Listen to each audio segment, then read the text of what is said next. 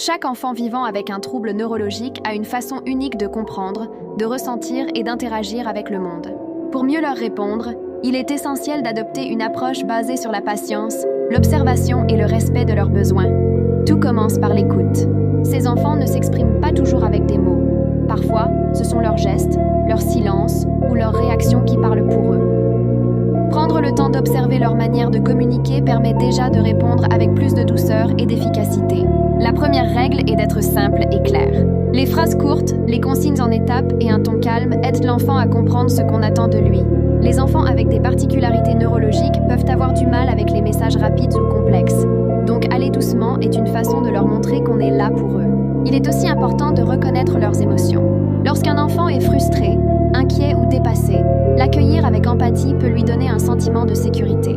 Dire des phrases comme « Je vois que c'est difficile pour toi. On va le faire ensemble » peut apaiser beaucoup de tensions.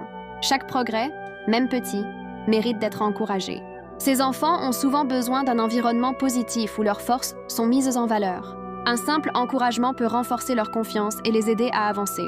Enfin, répondre adéquatement signifie aussi s'adapter. Si un enfant préfère rester en mouvement, utiliser des objets pour s'exprimer ou faire des pauses régulières, il est important de respecter ses besoins. L'objectif n'est pas de changer l'enfant, mais de créer des conditions où il peut s'épanouir selon son rythme. Mieux répondre à un enfant vivant avec un trouble neurologique, c'est choisir la patience, l'écoute et la compréhension.